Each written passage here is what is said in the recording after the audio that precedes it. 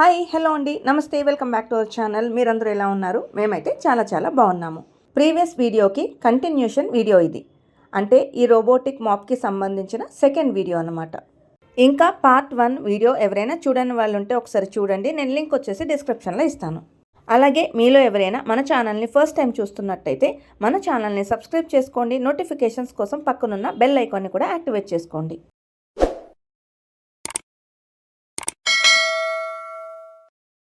ఈ రోజు వీడియోలో ఫస్ట్ నేను మీకు ఈ డివైస్కి ఏమేమి యాక్సెసరీస్ వచ్చాయి, అలాగే డస్ట్బిన్స్ ఎక్కడెక్కడ ఉన్నాయి, అవన్నీ ఎలా క్లీన్ చేసుకోవాలి, అవి ఎలాగ బయటకు తీయాలి, మళ్ళీ ఎలా డివైస్కి రీఫిక్స్ చేసుకోవాలి, ఇవన్నీ కూడా ఫస్ట్ ఎక్స్ప్లెయిన్ చేస్తాను. ఇప్పుడు నేను మీకు ఈ రోబో మాప్లో వచ్చిన పార్ట్స్ అన్నీ చూపిస్తాను. బేసిక్గా ఈ రోబో మాప్ వచ్చేసి మనకి రౌండ్ షేప్లో వచ్చింది. ఇదేమో మ్యాపింగ్ సెన్సర్ అన్నమాట. ఈ సెన్సర్ వల్లనే ఇది రొటేట్ అవుతూ మన ఇల్లంతా స్కాన్ చేసి మ్యాప్ అవుతుంది. ఇదేమో ఈ డివైస్కి బంపర్ లాంటిది అనమాట. ఇది వాల్స్కి అయితే అస్సలు టచ్ అవ్వదు, ఎందుకంటే వాల్స్ కంప్లీట్గా బ్లాక్ ఉంటుంది కాబట్టి టచ్ అవ్వదు. కానీ సోఫాస్ కానీ లేకపోతే చైర్స్ కానీ ఏవైతే లెగ్స్ ఉంటాయో కొద్దిగా బ్లాక్ లాగా వాటికి టచ్ అవుతుంది. అలాంటి వాటికి టచ్ అయినప్పుడు ఈ డివైస్కి ఏమీ కాకుండా ఇది ప్రొటెక్షన్లా యూజ్ అవుతుంది అనమాట. ఓకే, సోఫా లెగ్స్ కానీ లేకపోతే చైర్ లెగ్స్ కానీ ఇలాంటివి ఏదైనా ఉంటే కనుక మ్యాక్సిమం ఇక్కడ నుంచి ఇక్కడ వరకు మాత్రమే టచ్ అవుతుంది. అందుకే అది ఇక్కడ వరకే ప్రొటెక్షన్లా ఇచ్చారనమాట. ఈ సైడ్ అస్సలు టచ్చే అవ్వదు. ఈ డివైస్ని ఎప్పుడూ కూడా హార్డ్ సర్ఫేస్ మీద రివర్స్లో అస్సలు పెట్టొద్దండి, ఎందుకంటే ఇక్కడ మనకి సెన్సర్ ఉంది కదా, అది పాడయ్యే ఛాన్స్ ఉంటుంది. ఇది వచ్చేసి క్లీనింగ్ బ్రష్ అనమాట. సో ఇది ఇలా రొటేట్ చేసుకుంటూ డస్ట్ అంతటిని ఇక్కడికి పంపిస్తుంది. సో ఈ బ్రష్ కూడా రొటేట్ అవుతూ ఈ డస్ట్బిన్లోకి అయితే డస్ట్ అంతటిని పంపిస్తుంది. సో ఇక్కడ డస్ట్బిన్ ఫుల్ అయిపోయింది అనుకుంటే హెయిర్ కానీ డాగ్స్ ఫర్ కానీ ఇట్లాంటి ఎక్స్ట్రా డస్ట్ అంతా మళ్ళీ ఇక్కడికి చేరుతుంది. ఇది కూడా ఫుల్ అయిపోయింది అనుకుంటే మళ్ళీ ఈ బ్రష్కి చుట్టుకుంటుంది అనమాట. సో ఇక్కడ కూడా కనిపిస్తుంది చూడండి మీకు ఫర్ ఇంకా హెయిర్. సో ఈ బ్రష్కి చుట్టుకుంటుంది. ఈ డస్ట్బిన్ ఇంకా ఈ బ్రష్ కూడా మనం తీసి క్లీన్ చేసుకోవచ్చు. ఈవెన్ ఈ బ్రష్ కూడా మనం తీసి క్లీన్ చేసుకోవచ్చు. అదంతా ఎలాగనేది నేను చూపిస్తాను. సో దీనికి మనకి బ్యాక్ సైడ్ కూడా 3 సెన్సర్స్ అయితే వచ్చాయి. మెయిన్గా ఈ డివైస్ వాల్స్కి టచ్ అవ్వకుండా లేదంటే స్టేర్స్ దగ్గరికి వెళ్ళినప్పుడు ఆటోమేటిక్గా ఆగిపోయి వెనక్కి రావడానికి ఈ యాంటీ ఫాల్ సెన్సర్స్ అయితే యూజ్ అవుతాయి. ఈ 2 వీల్స్ వచ్చేసి ఏదైనా హైట్స్ ఉంటే ఎక్కడానికి యూజ్ అవుతాయి అన్నమాట. సో ఈ 2 వీల్స్, ఇదేమో యూనివర్సల్ వీల్. ఇక ఈ 2 వచ్చేసి మనకి ఛార్జింగ్ పాయింట్స్ అనమాట.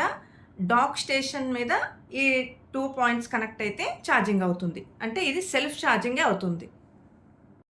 ఫస్ట్ ఈ రొటేటింగ్ బ్రష్ని ఎలా రిమూవ్ చేయాలో చూద్దాము. ఏం లేదు, చాలా సింపుల్ అండి. ఈ బ్రష్ని మనం జస్ట్ ఇక్కడ హోల్డ్ చేసి పైకి గట్టిగా లాగాలి, కొంచెం బలం యూజ్ చేయాలన్నమాట. ప్రాక్టీస్ అయిపోతే సింగిల్ హ్యాండ్తో కూడా మనం తీసేయచ్చు. కాకపోతే స్టార్టింగ్లో తీసే వాళ్ళకి ఏమన్నా బ్రేక్ అవుతుందని భయం ఉంటుంది కాబట్టి మనం కొంచెం జాగ్రత్తగా తీస్తామన్నమాట. ఇలా బ్రష్ని హోల్డ్ చేసి మనం పైకి లాగచ్చు. సో ఇది క్లీన్ చేసేసిన తర్వాత నేను మళ్ళీ ఇది ఎలా ఫిక్స్ చేయాలో మీకు చూపిస్తాను. ఇది వచ్చేసి క్లీనింగ్ బ్రష్ అండి. ఇదే మనకి డివైస్తో పాటు కంపెనీ వాళ్ళే ప్రొవైడ్ చేస్తారు. సో ఇది వచ్చేసి క్లీనింగ్ అనమాట. అండ్ ఇది వచ్చేసి హెయిర్ కానీ ఏదైనా స్ట్రక్ అయిపోతే దీంతో కట్ చేసుకోవడానికి ఇదైనా యూజ్ చేయొచ్చు మనం, లేదంటే ఇలాంటి నార్మల్ సిజర్ అయినా యూజ్ చేయొచ్చు. ఏది యూజ్ చేసినా కొంచెం కేర్ఫుల్గా చేసుకోవాలి. ఇప్పుడు నేను రొటేటింగ్ బ్రష్ని క్లీన్ చేస్తున్నాను.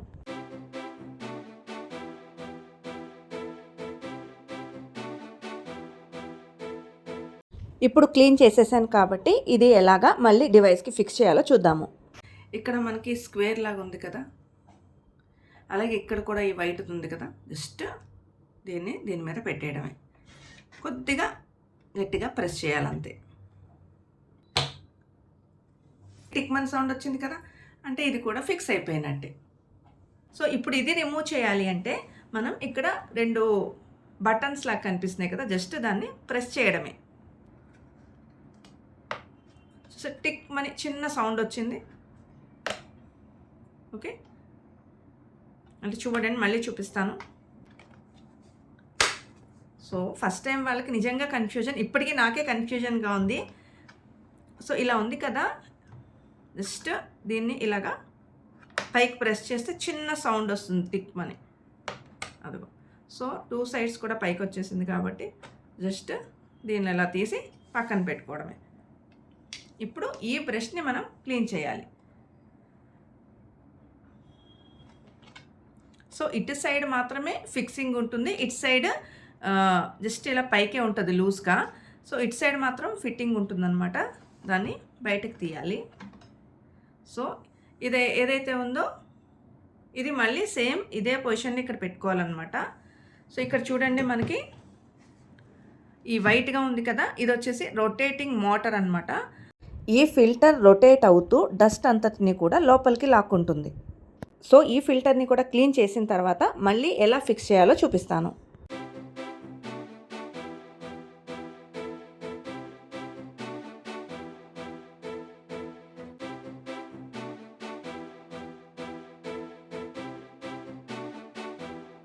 ఇప్పుడు చూడండి ఈ బ్రష్ అంతటిని కూడా చక్కగా నేను సిజర్ యూజ్ చేసి అలాగే ఈ బ్రష్ కూడా యూజ్ చేసి కంప్లీట్గా క్లీన్ చేసేసాను. ఇప్పుడు ఈ ఫిల్టర్ని డివైస్కి ఎలా ఫిక్స్ చేయాలో చూద్దాము. మనం ఫిల్టర్ని ఏ విధంగా అయితే బయటకు తీసామో సేమ్ అదే విధంగా మళ్ళీ లోపల ప్లేస్ చేసేయాలి. ఇప్పుడు ఇది ఎలా ఫిక్స్ చేయాలో చూద్దాము. ఇక్కడ మనకి 3 స్లాట్స్ లాగా ఉంటాయి అన్నమాట. సో ఇక్కడ కూడా ఉంది చూడండి. సో దీన్ని ఇందులో ఈ స్లాట్స్లోకి పెట్టేసి ఇలా పెట్టి ప్రెస్ చేయడమే. టిక్ మనీ సౌండ్ వచ్చింది కదా, అది ఫిక్స్ అయిపోయినట్టే. ఇప్పుడు ఈ డస్ట్బిన్ ఎలా తీయాలో చూపిస్తాను. ఇలా తిప్పుకున్నా పర్వాలేదు. సో నా కన్వీనియంట్ కోసం నేను ఇట్లా టర్న్ చేసుకున్నాను. సో ఇక్కడ ఇలా పట్టుకొని జస్ట్ ఈ బటన్ ఇలా కిందకి ప్రెస్ చేసి దీన్ని బయటకు తీసేయడమే. ఈ బిన్నుని ఇలా పట్టుకొని బయటికి లాగేయడమే. జస్ట్ ఇదిగోండి ఇక్కడ ఒక హోల్ లాగా ఉంది కదా, దాంట్లోకి ఇది ఫిట్టింగ్ ఉంటుంది. జస్ట్ మీరు ఇలా పట్టుకొని బయటకు తీసేయడమే. సో ఇలా తీస్తే ఈ బిన్ వచ్చేస్తుంది. సో ఈ పార్ట్తో మనకి ఇప్పుడు ఏం పని లేదు. సో దీన్ని పక్కన పెట్టేసి ఇప్పుడు ఈ బిన్లో డస్ట్ ఎంత ఉందో చూద్దాము. సో ఇదొక డస్ట్ క్లీన్ చేసే ఫిల్టర్ అనమాట. అంటే ఇది ఫైన్ డస్ట్, అంటే మన కంటికి కనపడని డస్ట్ అంతా కూడా ఇది క్యాచ్ చేస్తుంది. చూడండి ఎంత డస్ట్ ఉందో. ఇప్పుడు దీన్ని క్లీన్ చేసి చూపిస్తాను. సో వాళ్ళు ప్రొవైడ్ చేశారు కదా ఆ బ్రష్తోని దీన్ని చాలా జాగ్రత్తగా క్లీన్ చేసుకోవాలి. చాలా ఇంట్లో రాలకుండా ఉండేయాలంటే ఇది మనం బయటే చేయాలి. జస్ట్ నేను మీకు చూపించడం కోసమే, అంటే వీడియో పర్పస్ మాత్రమే ఇంట్లో క్లీన్ చేస్తున్నాను. సో ఈ ఫిల్టర్ని అయితే నేను క్లీన్ చేసేసాను. సో ఇప్పుడు దీన్ని కూడా ఒక టిష్యూతో కానీ లేకపోతే ఇలా బ్రష్తో కానీ క్లీన్ చేసేసుకొని ఈ ఫిల్టర్ని మనం ఈజీగానే పెట్టేసుకోవచ్చు. సో అది ఇప్పుడు చూపించేస్తాను మీకు.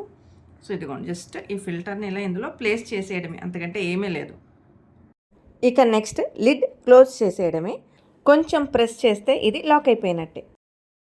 ఇప్పుడు మెయిన్ డస్ట్బిన్ ఎలా ఓపెన్ చేయాలో చూపిస్తాను. ఇక్కడ మనకి చూడండి జస్ట్ ఇక్కడ ఉంది కదా జాయింట్ లాగా, జస్ట్ ఇక్కడ సపోర్ట్ తీసుకొని పైకి తీస్తే చూసారా ఎంత డస్ట్ వచ్చిందో. ఇప్పుడు అదంతా కూడా తీసేయాలి. ఇది కూడా మొత్తం క్లీన్ చేసేసిన తర్వాత మళ్ళీ ఎలా ఫిక్స్ చేయాలో చూపిస్తాను.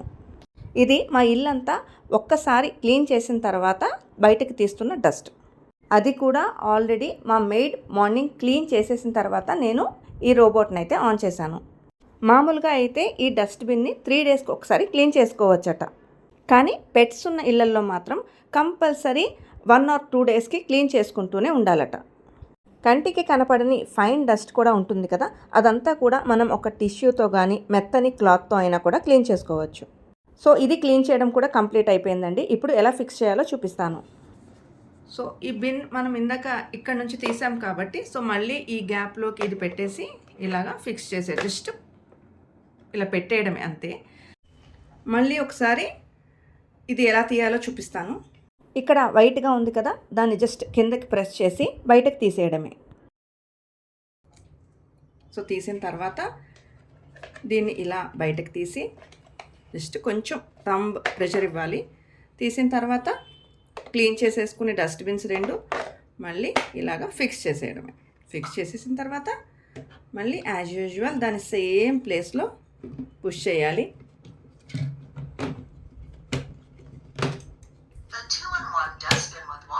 అలా టిక్ అని సౌండ్ వచ్చింది అంటే అది పర్ఫెక్ట్గా ఫిక్స్ అయిపోయినట్టు. నెక్స్ట్ ఇక్కడే మీకు ఇంకొక విషయాన్ని కూడా షేర్ చేస్తాను. ఇక్కడ ఓపెన్ అని ఉంది కదా, ఇది ఓపెన్ చేసి జస్ట్ రబ్బర్ లాగా ఒక మూత వచ్చిందనమాట, అది తీసి ఇందులోకి మనం వాటర్ అయితే ఫిల్ చేసుకోవాలి. తర్వాత ఇలాగా క్లోజ్ చేసేయాలి. ఇదంతా కూడా వాటర్ ట్యాంక్ అనమాట. సో ఇదంతా కూడా వాటర్ ట్యాంకే. ఓకే, అండ్ ఇక్కడ చూడండి, do not add cleaning agents, క్లియర్గా దీని మీద మెన్షన్ చేశారు. ఇందులోకి మాత్రం ఎలాంటి క్లీనింగ్ ఏజెంట్స్ మనం వేయకూడదు. ఓన్లీ ప్లెయిన్ వాటర్ వేయాలి.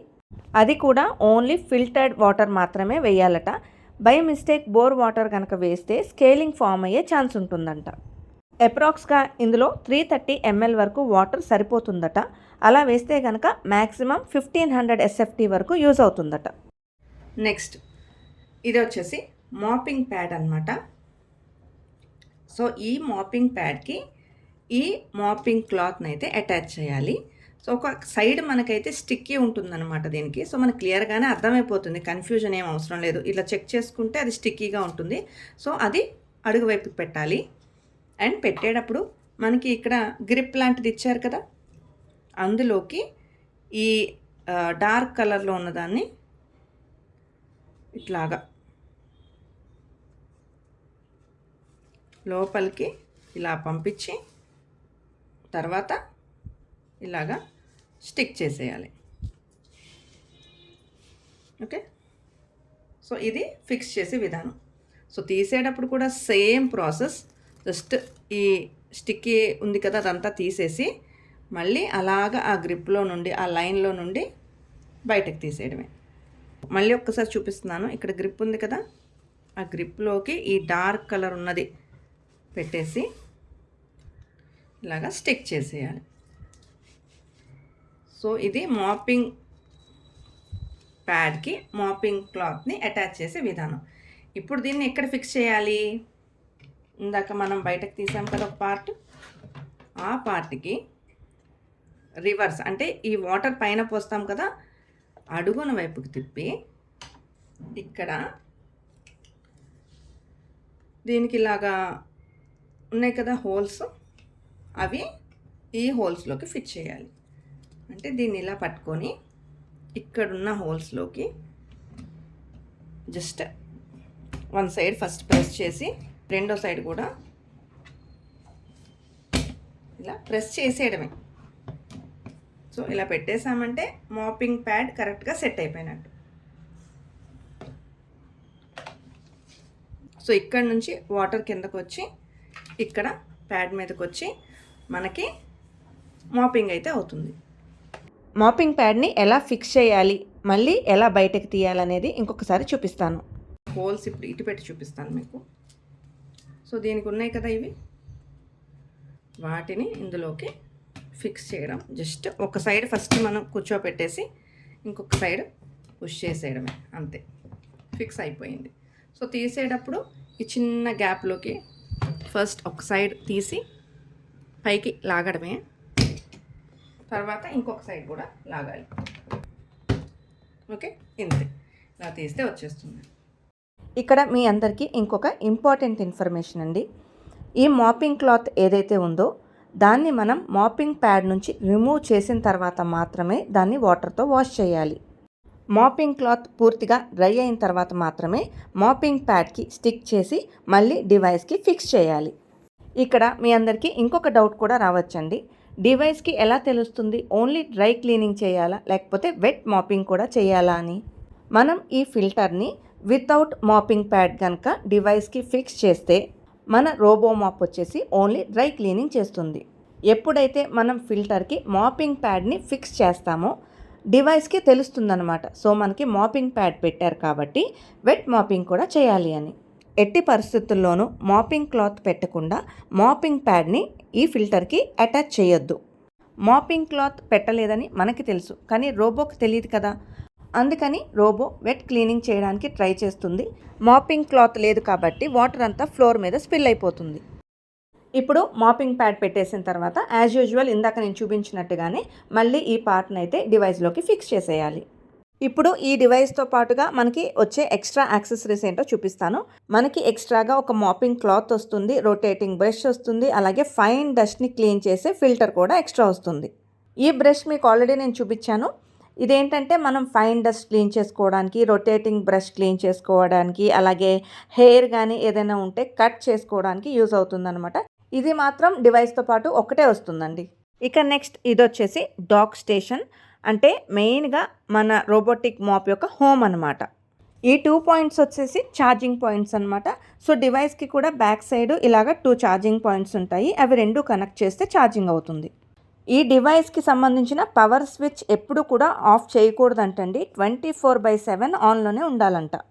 ఇన్ కేస్ మనం బయటకు వెళ్తున్నాం కదా అనేసి ఈ పవర్ స్విచ్ కనుక ఆఫ్ చేసి వెళ్తే డివైస్ డిశ్చార్జ్ అయిపోయే ఛాన్స్ ఉంటుందంట. ఒకవేళ మనం ఎప్పుడైనా అవుట్ ఆఫ్ కంట్రీ వెళ్ళినా, లేదంటే ఒక 3-4 మంత్స్ ఈ డివైస్ యూజ్ చేయొద్దు అనుకున్నాం అనుకోండి, అప్పుడు పవర్ స్విచ్తో పాటుగా డివైస్కి ఉన్న ఈ స్విచ్ కూడా మనం ఆఫ్ చేయాలట. ఇలా గనక చేస్తే డివైస్ అయితే ఏమీ పాడవదంటండి. అంటే పవర్ స్విచ్ ఆన్లో ఉన్నప్పుడు డివైస్ స్విచ్ కూడా ఆన్లో ఉండాలి.